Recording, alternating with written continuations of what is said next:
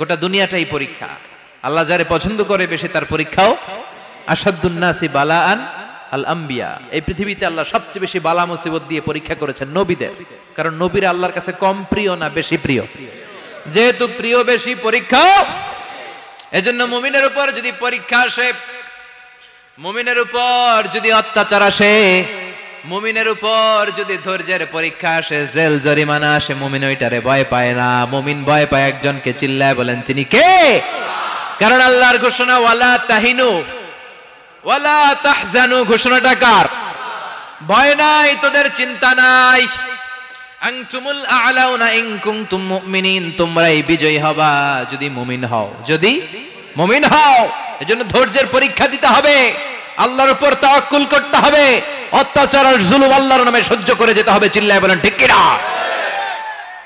কারণ মুসলিমের সাথে আল্লাহ থাকে।